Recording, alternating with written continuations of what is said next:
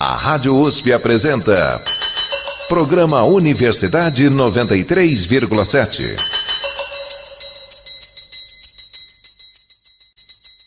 Bom dia, ouvinte da Universidade 93.7. Meu nome é Isabela Galante. No programa de hoje, vamos tratar de uma profissão que está bastante em alta: YouTubers. E aí, galera que assiste o meu canal, tudo bom com vocês? Venha se divertir com a gente, se inscreva já! Os dados do Fórum Econômico Mundial estimam que 65% das crianças vão trabalhar em profissões que ainda não existem. Para os especialistas em empreendedorismo digital, a carreira de YouTuber deve ser o grande foco da juventude nos próximos anos. O YouTube é a maior plataforma de vídeos do mundo e agora virou fonte de renda e fama para muita gente. Discutiremos o que é ser um YouTuber e como é o mercado de trabalho. Também daremos dicas caso você queira ser um YouTuber de sucesso. E vamos contar a história de quem chegou lá. Em abril de 2005, o primeiro vídeo foi publicado no YouTube. Um menino mostra a visita dele ao zoológico e comenta sobre elefantes. Com o tempo, o público foi crescendo e atualmente conta com mais de 1,8 bilhão de usuários. O YouTube é o segundo site mais acessado do mundo, perdendo apenas para o Google. Só no Brasil são pelo menos 200 milhões de visualizações de vídeos por dia.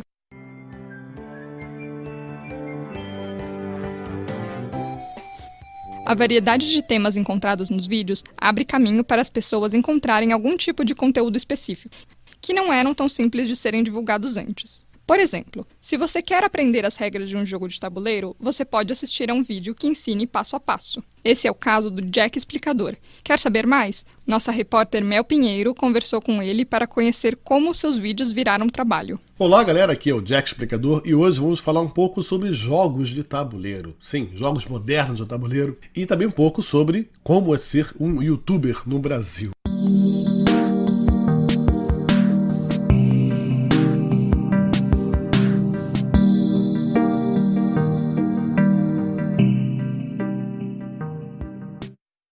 Bom, primeiramente queria saber como e quando surgiu a ideia do canal e há quanto tempo você tem esse hobby com os jogos de tabuleiro. Sempre tive acesso, sempre joguei e sempre fui fascinado. E os jogos modernos, eles foram se modernizando de tal forma que foram ficando muito mais legais, mais equilibrados, mais dinâmicos, mais temáticos e por aí vai. Então eu cresci muito envolvido com isso. O apelido, inclusive, de Jack veio dessa época que eu recebia os jogos, eu ganhava os jogos, eu viajava e comprava. E aí eu chegava aqui no Brasil e eu traduzia tudo, chamava os amigos e explicava as regras do jogo. Então, na verdade, o Jack vai estripar as regras novamente, vai o Jack Explicador. E aí surgiu o apelido, eu devia ter uns 15, 16 anos, e aí pega até hoje ainda. Olá galera, bem-vindos a mais um Jack Explicador, e hoje vamos conhecer a fábula dos 4 porquinhos. Sim, não são mais 3, são 4 porquinhos em The Green Forest. Com relação ao canal, o canal eu comecei há uns 6 anos atrás, quando eu senti que o mercado brasileiro estava pronto para começar a trabalhar nesse nicho. A Galápagos era uma editora que ia lançar um jogo chamado Zombicide, e tinha sido grande sucesso no mundo inteiro, Zombicide. Eu já tinha cópias, já tinha minha coleção de jogos, e eu decidi apostar como que seria mostrar isso para a galera, num vídeo no YouTube. Eu sempre trabalhei com cinema, sempre tive acesso, né, à imagem e tal, e o YouTube era uma coisa que eu queria sempre experimentar, sempre quis experimentar. Então por que não, né, juntar o cinema, o vídeo que eu sempre amei, com os jogos que eu sempre amei. Então foi uma coisa muito natural. Mas eu não tinha a menor noção que alguém fosse assistir aquilo, a verdade é essa. E para minha surpresa, foi muito bem recebido pelo nicho. Já tinha um pequeno nicho surgindo no Brasil, e algumas pessoas começaram a entrar em contato, fiz várias amizades, começaram a surgir grupos e eventos. Em 6 anos, o mercado realmente está bem diferente. E como funciona a dinâmica das pautas do canal? Vocês recebem os jogos antes do lançamento? Quantas vezes você precisa jogar antes de fazer um vídeo? Você poderia explicar um pouquinho mais como é esse processo? É um tipo de hobby que tem muito apelo à questão do vídeo, para você falar as regras, comentar, ver como que funciona o jogo na mesa, não no gameplay e tal. Então, realmente, hoje eu recebo jogos, a grande maioria com certa antecedência, eu gostaria de ser com mais antecedência, lógico, mas como esses jogos na maioria são importados, eu só acabo tendo acesso quando realmente a editora já está com o jogo no Brasil, algumas poucas semanas antes do jogo ser lançado. Nessas poucas semanas eu tenho que aprender o jogo. Eu tenho 3 grupos de teste, hoje de amigos, que dependendo da disponibilidade, sempre tem alguém, ou seja, né, apto para testar comigo. Então isso demanda muito tempo realmente. Eu tenho que ficar no mínimo com o jogo, né, de 1 a 2 semanas antes de gravar, né, de ter um material sólido para poder publicar. A gravação é basicamente rápida, não é muito difícil, depois da estrutura que você já tem montado, né, de estúdio montado, câmera sempre pronta, luz sempre pronta, e já fica um pouco mais fácil. Você tem algum ganho em dinheiro com o canal? Qual a principal fonte de renda? Sim, eu hoje tenho uma renda no canal, tá? Mas não vem do YouTube, não provém das editoras e nem de anunciantes. Por quê? O nicho é muito pequeno. Você falando que o meu canal hoje é o maior do Brasil e tem 25, quase 26 mil assinantes. É pouco se você comparar qualquer criança com videogame, né? Tem aí 500 mil, 200, 100 mil assinantes. Mas mesmo, quer dizer, lá fora, por exemplo, o maior canal do mundo, ele tem 180 mil assinantes, 190 mil assinantes. E em inglês, nos Estados Unidos, falando com o mundo inteiro. Então 25, 26 mil assinantes em português, um canal falando com o Brasil e Portugal. A gente tem muito assinante, né? Em Portugal, isso é muito legal. Então não existe tanta mídia assim. A verdade é que ainda é muito modesto, né? Comercialmente falando, se anunciar em canais tão pequenos.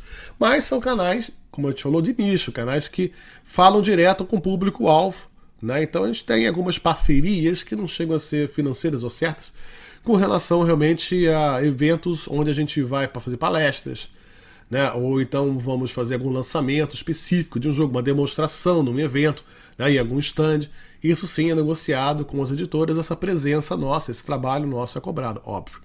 Fora isso, no YouTube não, porque nós entendemos que os jogos, quando chegam aqui na Meeple.tv para serem gravados, é uma espécie de combustível, é o nosso combustível do canal. Então a gente não tem porquê, na verdade, né, cobrar esse serviço. É uma coisa que meio que cumplicidade, é uma parceria. As editoras nos enviam os jogos e nós fazemos o review, né? Não pelo valor do jogo em si, eles não estão pagando a gente jogo, não é isso, mas eles estão pagando a gente com combustível para a gente poder ter mais assinantes e o canal poder crescer com isso. Ou seja, os jogos são a nossa matéria-prima, né? Então a gente tem essa parceria.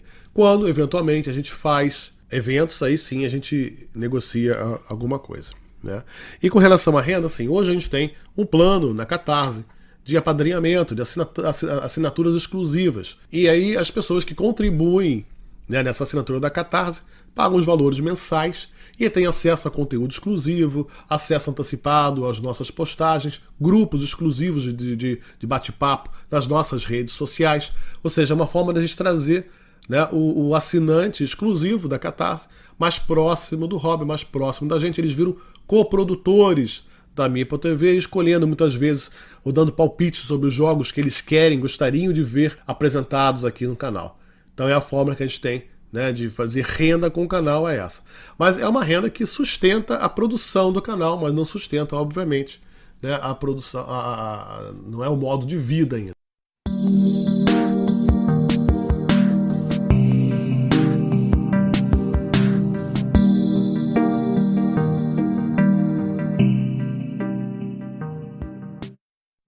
Queria agradecer, então, aqui a toda a produção da Rádio USP pela participação.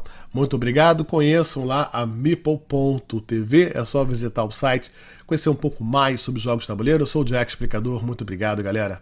Tchau, tchau. O YouTube se tornou uma paixão mundial e a pesquisa Think with Google, de julho de 2017, concluiu que 70% dos utilizadores do site têm interesse porque é um lugar de identificação, onde há pessoas iguais a eles. A Mel Pinheiro conversou com a Carol para entender por que o YouTube atrai a atenção dela. Eu tô aqui com a Carol, que tem 22 anos de idade e acompanha youtubers desde 2010. Eu comecei a ver YouTube, faz uns bons anos. A percepção que eu tinha era que pessoas, assim, famosas, vamos dizer assim, elas só existiam na televisão. Então, assim, nunca que eu ia ter contato com uma atriz da Globo ou com uma cantora internacional, sabe?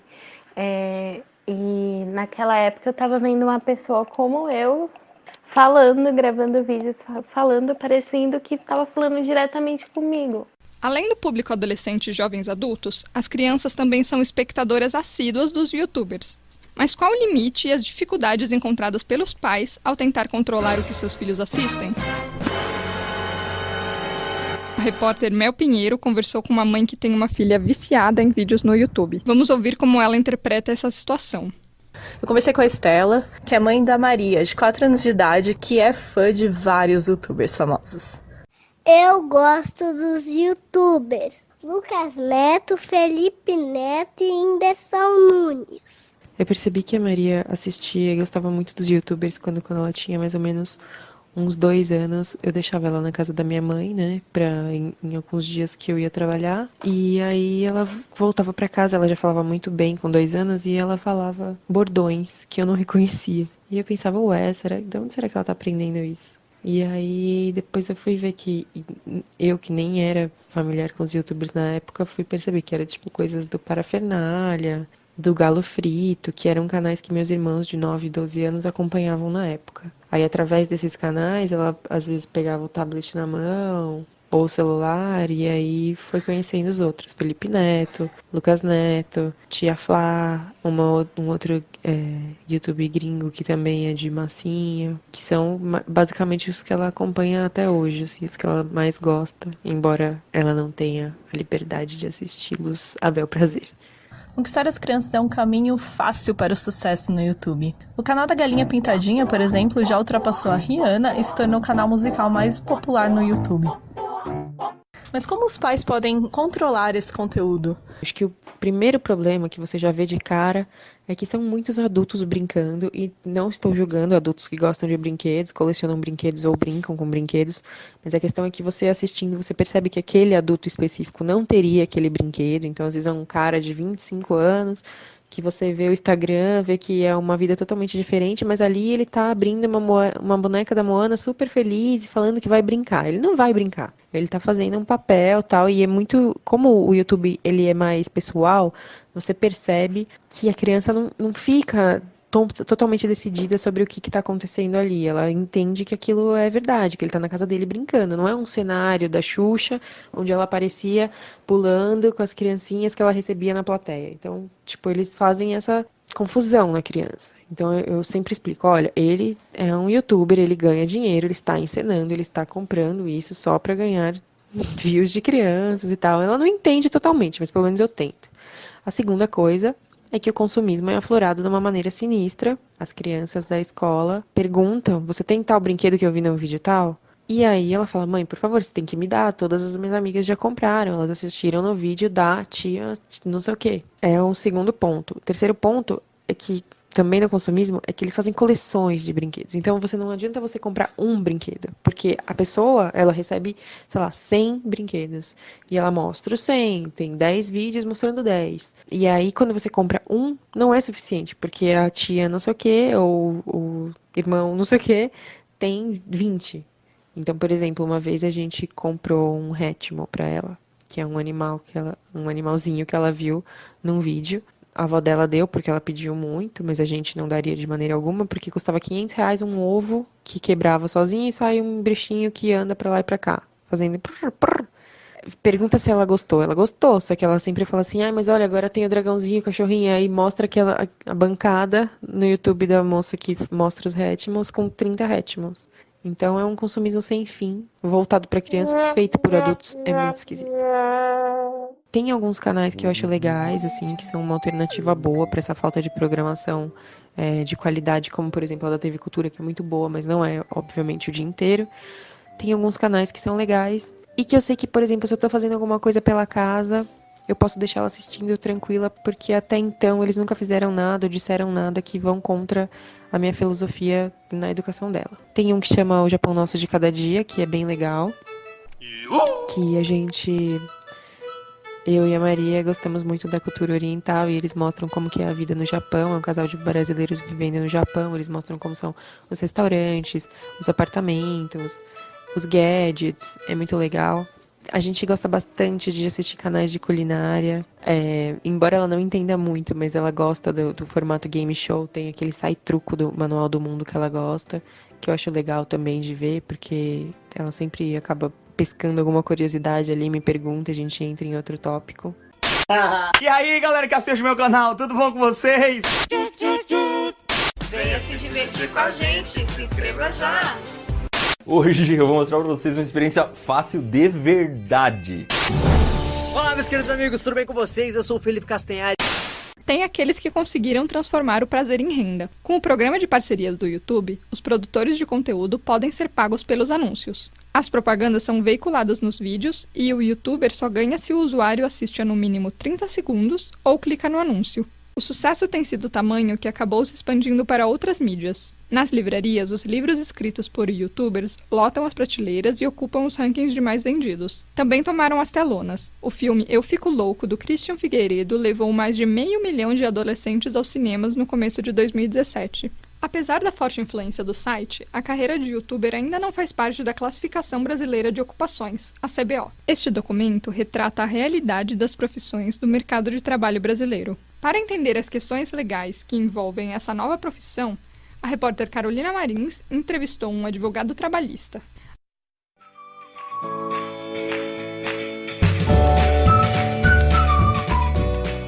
Se você pensa em ser um youtuber, é importante saber que este trabalho ainda não é oficialmente uma profissão, pelo menos não segundo a Classificação Brasileira de Ocupações. Em 2016, o deputado JHC, do PSB de Alagoas, enviou para a Câmara dos Deputados um projeto de lei que reconhece em território nacional as profissões de blogueiro e vlogueiro. O projeto ainda segue em tramitação. Enquanto isso, youtuber continua sendo uma atividade não regulamentada. Mas o que isso significa? O advogado trabalhista e professor da Faculdade de Direito da USP, Flávio Roberto Batista, explica pra gente. O processo para uma atividade profissional qualquer se tornar uma profissão regulamentada, ele depende sempre de lei, né? Então exigiria-se aí uma atuação no Congresso Nacional, então na forma de uma lei ordinária, para definir a atividade de youtuber como uma profissão regulamentada. E aí, nesse processo que a gente observa em outras atividades regulamentadas, é que se define normalmente um piso salarial profissional, normalmente jornadas diferenciadas, né? Então, por quantas horas por semana ou por mês poderia exercer aquela atividade, condições para o exercício daquela atividade, né? Então, requisitos de qualificação, eventualmente organização profissional, né? Então algo como um conselho profissional para reger aquilo, mas ela não poderia, essa lei, violar qualquer dos dispositivos constitucionais. Então, numa seara que eu acho que é particularmente relevante para a questão dos youtubers, que é a do trabalho infantil, como a Constituição veda o trabalho infantil, então uma lei não poderia, em hipótese alguma, por exemplo, liberar que as crianças trabalhassem como youtubers no cenário de uma profissão regulamentada. Então, como fica a situação das pessoas que trabalham com a produção de vídeos no YouTube? A regulamentação de uma profissão, ela leva em conta uma multiplicidade de fatores e nem todos eles, aliás, um deles só sendo a questão do trabalhador dessas profissões, né? Então, por exemplo, se você pega algumas das profissões regulamentadas mais comuns, como de engenheiro, advogado ou médico, a regulamentação ela diz respeito muito mais à qualidade do serviço que vai ser prestado para o usuário do que propriamente a um determinado tipo de garantia de direitos desse trabalhador. Até levando isso em consideração, eu acho pouco provável que uma profissão como vlogueiro ou youtuber venha a ser regulamentada, porque é mais ou menos como acontece com o caso do próprio jornalista, que recentemente teve a declaração de inconstitucionalidade da lei de imprensa que regulava a profissão do jornalista. O caso é que se entende que nesse tipo de atividade, um eventual dano que possa ser causado por um mau exercício dessa profissão para o usuário do serviço, ele é muito menor ou muito mais fácil de resolver do que seria, por exemplo, no caso desse tipo de profissão que eu exemplifiquei como médico, engenheiro ou advogado. Atualmente, quem trabalha como youtuber se declara como trabalhador autônomo, ou seja, empresário. Isso coloca em questões trabalhistas diferenciadas. A CLT, a Consolidação das Leis Trabalhistas, diz respeito apenas aos trabalhadores sob condição de subordinação, o que exclui os empresários. A legislação trabalhista vai cobrir qualquer tipo de exercício de atividade que seja prestado no contexto de uma relação de emprego, né? Então, o que é muito mais importante do que ser ou não ser regulamentada a profissão qual é o regime contratual em que aquela profissão está sendo exercida. Se é numa relação de subordinação com alguém que está contratando aquela mão de obra, e aí a gente vai ter uma relação de emprego e vai se aplicar aí as regras gerais da CLT para o exercício desse trabalho. Então a gente vai ter jornada máxima de 8 horas diárias, 44 semanais, salário mínimo, férias, 13º, enfim, todas as normas que protegem os trabalhadores em geral vão incidir sobre qualquer trabalhador que esteja numa situação de trabalho subordinado em qualquer atividade, né?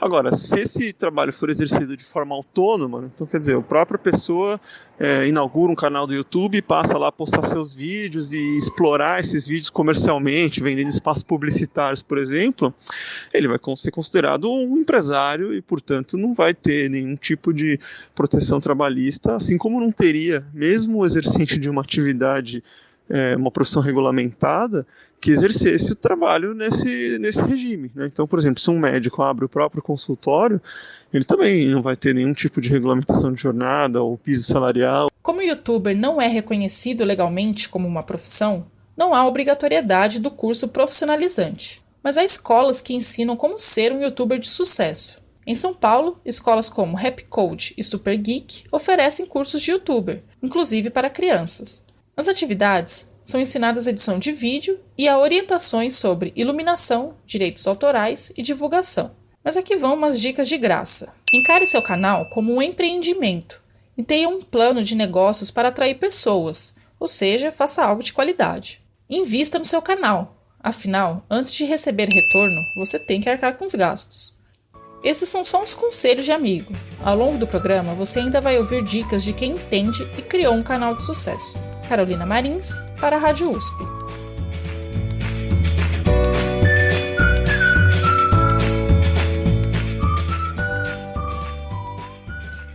Para conhecer um pouco sobre como funciona a rotina de trabalho de um youtuber, as repórteres Carolina Marins e Mel Pinheiro conversaram com o pessoal do Manual do Mundo. Vamos ouvir.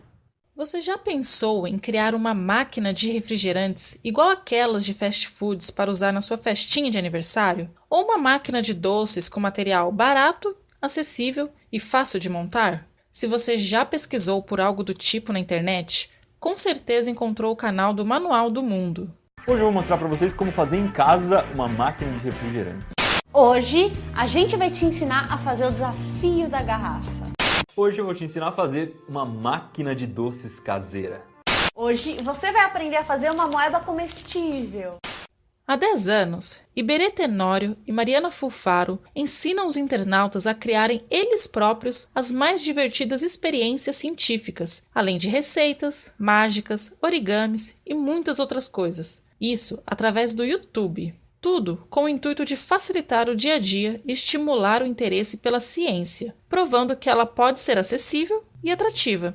O canal começou em 2008, a gente começou fazendo vídeo em casa, porque a gente queria compartilhar conhecimento, queria compartilhar o que a gente conhecia, né, do interior, nosso repertório lá do interior, com as pessoas que moravam aqui em São Paulo. Porque quando a gente mudou para São Paulo, a gente percebeu que as pessoas daqui acionavam técnicos e prestadores de serviço para fazer qualquer tipo de coisa, o que não acontecia no interior. Então a gente criou o canal por isso. A gente começou fazendo vídeo em casa, então no nosso apartamento, com equipamento emprestado, e era uma coisa completamente despretensiosa, porque nem existia YouTube no formato que ele é hoje. E aí a coisa foi crescendo, e aí são 10 anos de canal, né? Vocês acabaram de ouvir Mariana Fulfaro contando como nasceu a ideia para os vídeos. Ela conta que quando começaram os trabalhos, lá em 2008, eles não imaginavam que se tornariam tão famosos.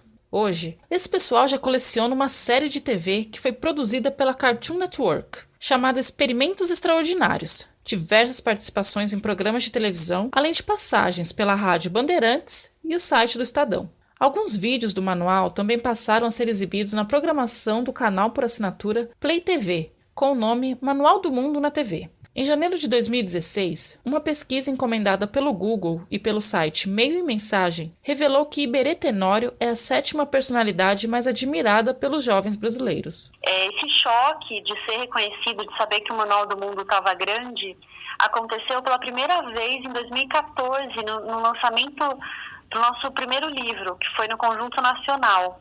E aí a gente ficou dando autógrafo por muitas e muitas horas, e foi um choque, porque até então nunca tinha acontecido isso.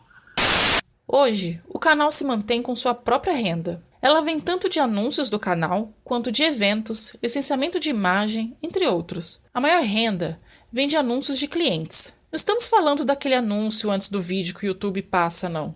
Mas sim de acordos com clientes externos, que anunciam seus produtos no canal. Desde 2012, esse modelo de negócio garante que Iberê e Mariana se mantenham sem buscar por emprego fora. Na verdade, como negócio, ele começou em mais ou menos 2011 e aí mudou a chave de fato em 2012, quando que a gente ganhava com o Manual do Mundo já era o suficiente para a gente pagar as contas e não ter outro emprego. Até então a gente pagava as contas com os nossos empregos, outros empregos, né? E o Manual do Mundo a gente fazia à noite, de final de semana. Se depois de ouvir um pouco os bastidores de um canal de sucesso, você ficou com vontade de ter um, ouça essa dica importante que Mariana nos deu. Não espere que as ideias para o vídeo surjam durante a produção. Criar episódios criativos requer estudo, disciplina e muita pesquisa. Atualmente, o canal conta com mais de 10 milhões de inscritos e 80% dos vídeos é resultado de pedidos e curiosidades dos internautas. Cada pauta possui uma disciplina de pesquisa e produção que no fim resulta em vídeos divertidos, bem produzidos e de interesse. Como são 10 anos de canal, a gente tem um banco de pautas muito grande, muito grande, e toda vez que a gente está navegando, está lendo um e-mail de alguém que enviou pra gente mandando dica, a gente vai e acha que é legal, né? Acha que essa pauta vinga, a gente joga ela na nossa lista de pautas para testar.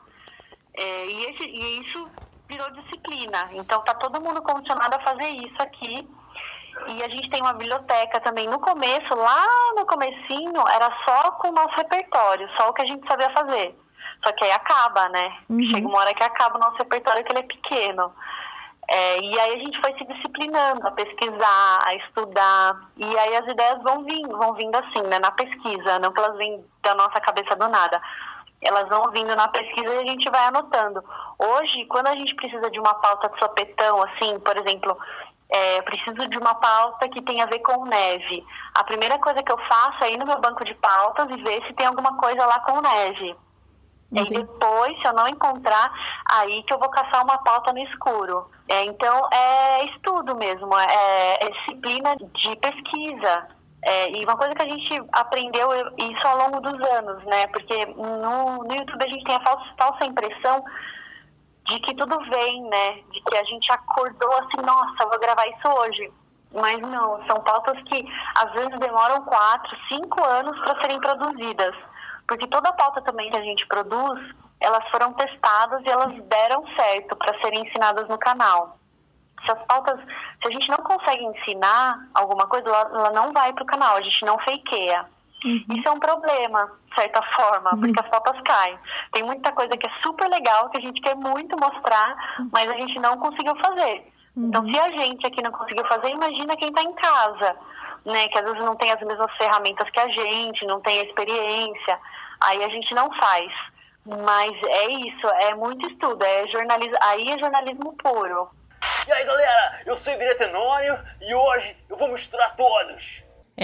Pensou que essa vida de youtuber é fácil? É só sentar na frente de uma câmera e falar? Claro que não! Há todo um trabalho de produção para entregar um material bacana. Foi assim que o Manual do Mundo se manteve 10 anos no ar e saiu na frente do que hoje está se tornando a profissão do futuro. E para aprender como apostar nessa profissão de sucesso, conversamos com Mariana Fulfaro, a criadora do canal Manual do Mundo, ao lado de Iberê Tenório. Carolina Marins e Mel Pinheiro, para a Rádio USP.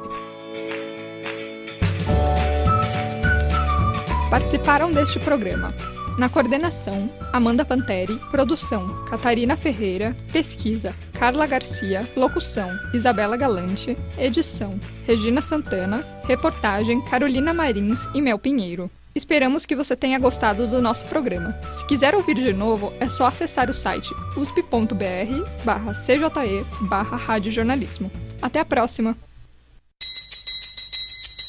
A Rádio USP apresentou Programa Universidade 93,7.